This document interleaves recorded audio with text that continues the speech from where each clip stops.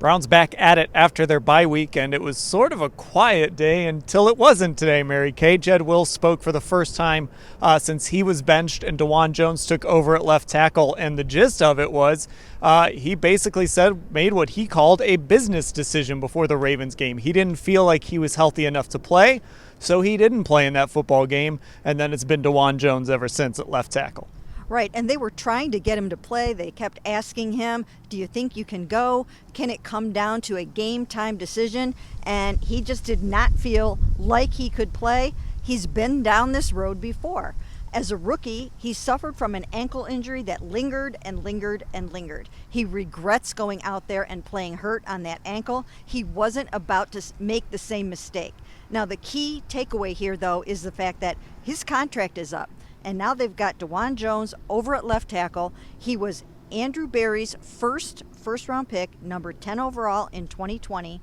And now it looks like this could possibly be the end of Jed Wills. Yeah, Jed Wills playing out that fifth-year option. The Browns choosing not to sign him to an extension, and now that seems more unlikely. Ashley, it's always a little bit tricky when you talk about injuries, when you talk about whether guys should or shouldn't play.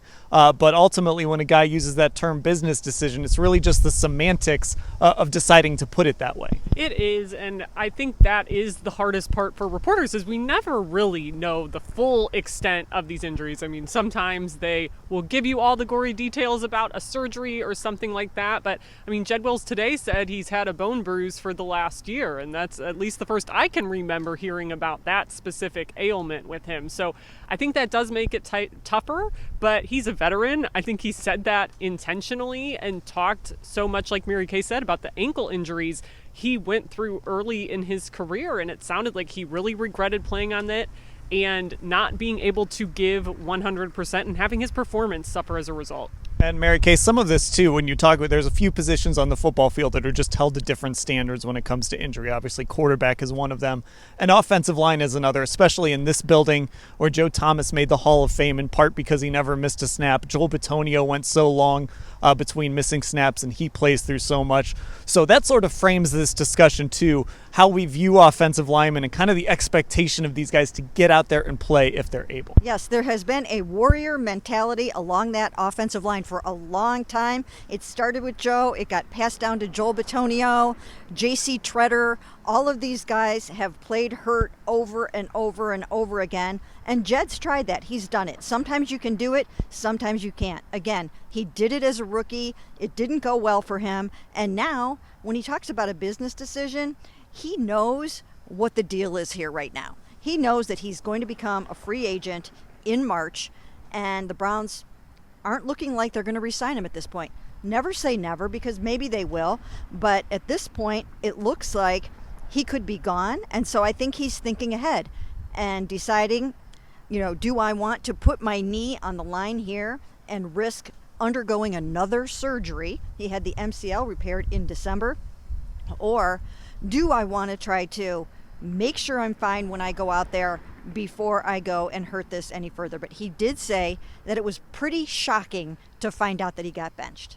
Yeah, and look, the reality is we know how this season goes. There's 8 games left. There is still certainly a chance that we could see Jed Wills back on the field, maybe on the left side, maybe even on the right side, because Ashley also mentioned that he has been working on both of those sides. He did mention that. Also, I know this has been speculation throughout Jed Wills' career. Could he be an interior guy? Could he be a guard? He said he has not practiced there yet when we asked him about it. So I think you've seen, though, with this offensive line this year, how quickly things can change. Mary Kay and I, before we came out here today, were just going through the Giants game, and people may remember that's the game where there was the giant O-line shift because Wyatt Teller, James Hudson, and Jed Wills got injured all within about a 2.5-minute span. And suddenly, Joel Bitonio is over at left tackle. So the Browns know better, I think, than any team over the last 2 years how much tackle injuries can impact you, how quickly they can change your outlook. So, again, anything is possible here, really. And that was also the game, too, when Dawand Jones essentially got benched and then had to come back in and play again. And look, if Jed Wills is looking for an example, Dawand Jones is the guy that got benched at right tackle. And, of course, now he's taken Jed's job over on the left side. Okay, Mary Kay has a story up already on this. She'll be updating this. Of course, obviously, this is everything that's happening here in Berea. We're covering it all at cleveland.com/Browns.